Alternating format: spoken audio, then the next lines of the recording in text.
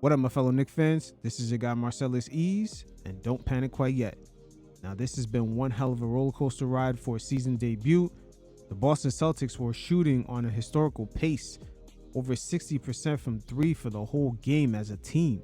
And a lot of that was reflected on the communication that the Knicks had on defense. It also didn't highlight how efficient the Knicks offense was the whole night, shooting 55% from the field.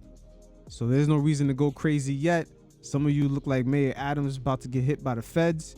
And there's a few concepts and adjustments the Knicks could really make when learning from this game. I'm not going to say no more. Let's just get to it.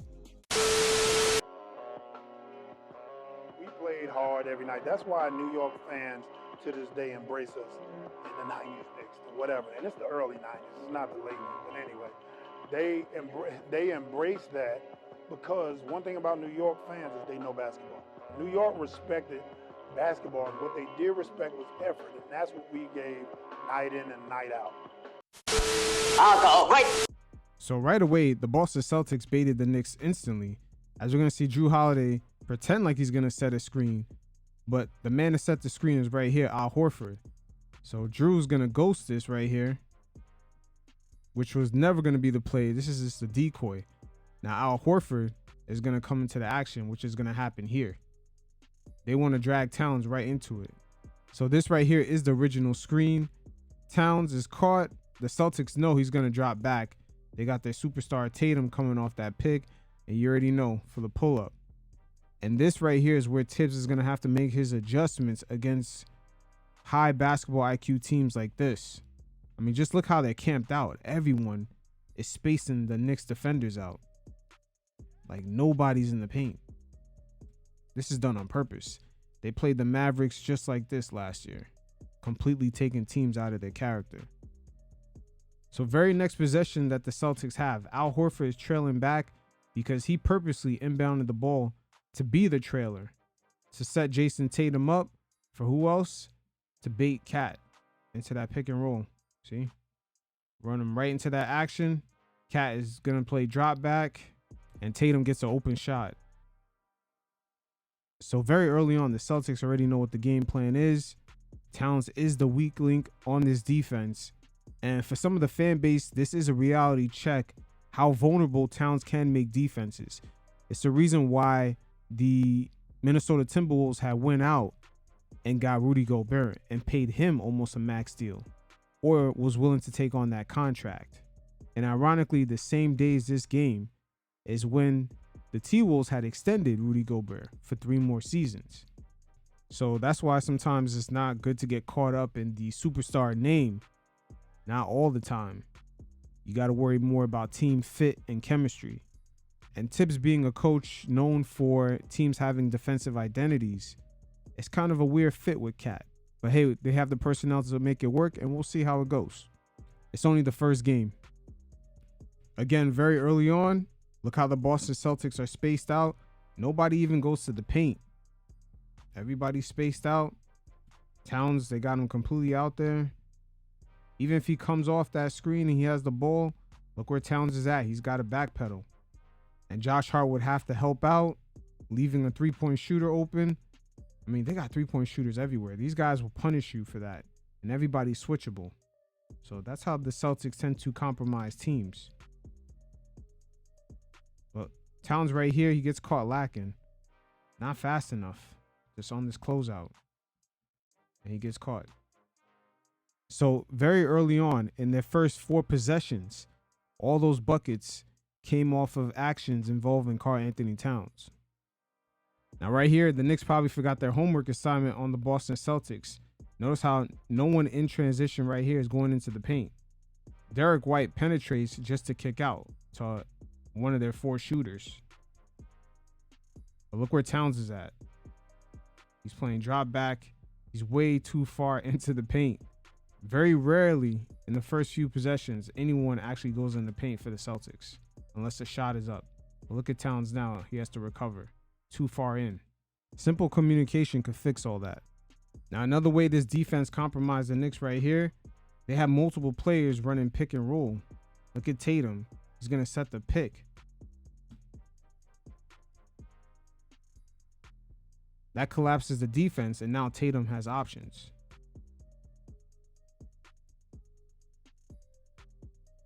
Let's look at that again. The communication between Brunson and Bridges. It's early, y'all. This is the first game. Looks like Bridges hedges, but Tatum almost sets kind of a ghost screen. So he rolls pretty early, and now Brunson recovers, but Bridges, he's caught. And we don't see too many of that in the NBA, where a team star shooting guard / small forward is actually the one setting the picks. And they have multiple plays that they can do this with. Again, Tatum can run that same play with Jrue Holiday and Jaylen Brown, and even to a degree with Al Horford, because he can pop out and shoot. So this game kind of serves as a learning lesson as far as communication. That shit has to be A1 going up against teams like this. Now, very early on, Tibbs had subbed out Towns for Jericho Sims. So he's trying to go with a little bit more athleticism on the recovery to close out some of these players just camping out at the three-point line. But Tatum was just on fire. They got his momentum going early because he was just in his bag. But Sims definitely has better acceleration on the recovery than Towns would, even though he's playing the same drop back coverage.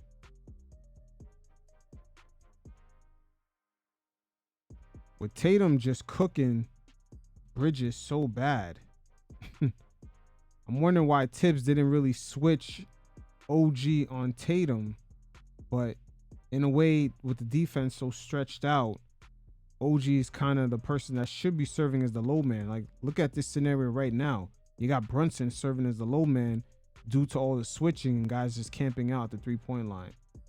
But he probably couldn't stick him to Bridges because he's supposed to be helping Towns on the recovery to block guys and just serve as the rim protector vertically on the recovery. But look at Towns. He hedges right here. So stretched out. Like, look at the big, how far away he is. Now Josh Hart is the low man. But OG is supposed to help out whoever the low man ends up being. But in reality, this whole game, he's been on Brown the whole time. But again, the Celtics just compromising the defense. Now White right here almost serves as a cutoff man because he's going to swing it one more time. It takes time to get the communication right, but ironically, we get the highest basketball IQ team out there right now, and the defending champions, Boston Celtics. Right here, we get an idea what Tibbs was thinking when you see OG guard Tatum, but with Jericho Sims subbed in, it makes sense because he can actually be more of a vertical rim protector than Karl Anthony Towns. Towns really protects the rim when he's just, guarding guys that are posting up like Jokic or Embiid. Towns is good for that. But when he faces defense that play 5 out, and he's going to be way out here, him getting back and trying to protect the rim, he's not good at that. So it makes sense now that OG is guarding Tatum when Jericho Sims kind of takes on a better role with these type of defenses, more athletic. But the Celtics just have so much variations for their offense. They're going to set 2 screens right here. Look at that, screen for a screen.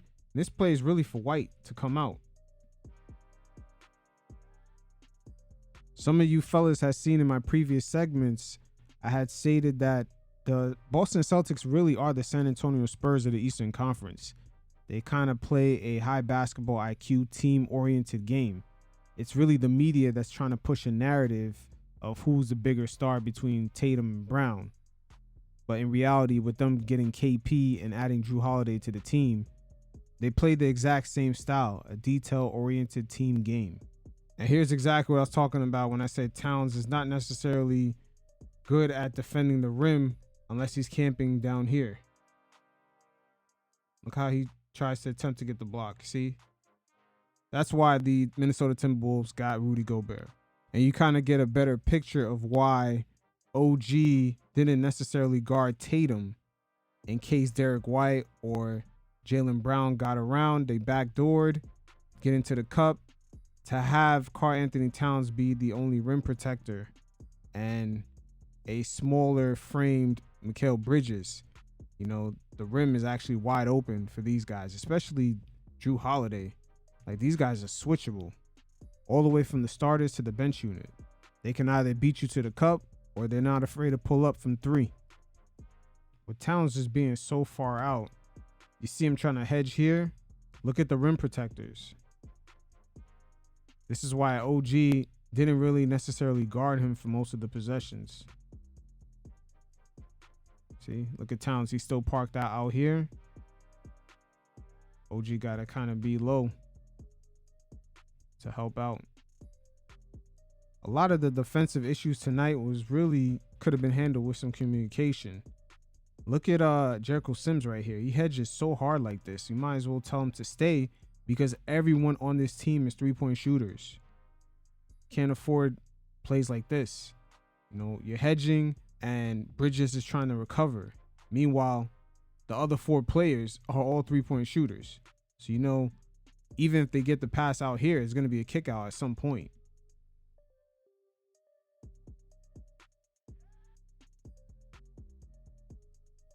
So I'm just not going to talk about all the issues tonight without presenting some solutions. As take a look at Al Horford right here as he's going to communicate. And communication is the key to beating teams like this, but communication real early. See right here with Towns, because he's a slower footed center, he's going to have to keep communicating and switching as the low man. So right here, there should have been a switch. As Derek White makes his way down and Al Horford makes his way to the 3-point line, Josh Hart should have switched with Towns.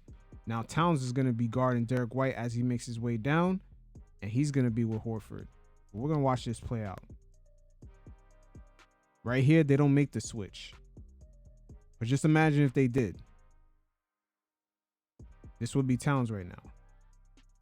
Now, as that's going on, Tatum is setting the screen on Brunson. Once again, they got the superstars setting screens. When was the last time we seen LeBron in this role, or even Paul George to a degree? But now Tatum is getting a switch on Brunson and setting him up. So again, let's go back down here.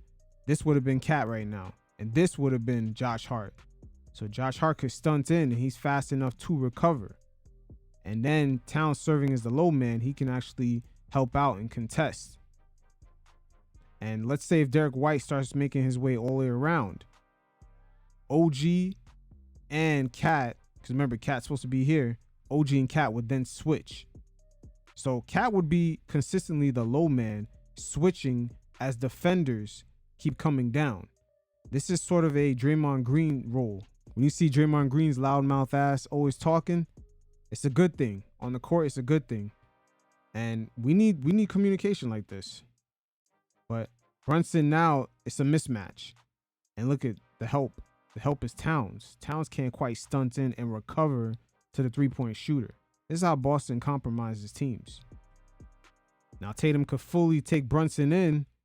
Towns can't make the full commitment. He's kind of 50-50 because he doesn't want to give up the 3. Now right here, we're going to take a look at Towns' position. Look where the screen is at. Ooh, nice high screen right here to bring Towns out. Like, look how far back he is with nothing but shooters. So right here, Towns is not even in a position to either defend Tatum or even the roller. Like, he has bad positioning at times. Like, look at the open space right here. He might as well hedge and tell McHale to stay. Might as well.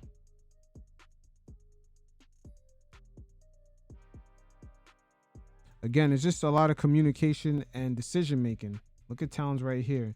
A bunch of rescreens from Horford. And at this point, Towns might as well hedge him. Might as well hedge Tatum. He has the hot hand already. You might as well hedge. Your man is completely caught on multiple rescreens right in front of your face. You might as well just hedge it.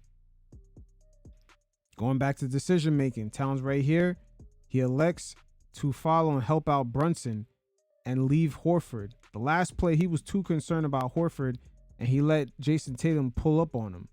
But now he helps out and he forces the older center to make a fucking shot, which is the right play. And it's just not Towns.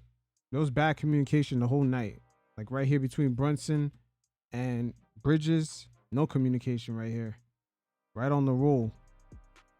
Derek White rolls. Nothing is said between the two.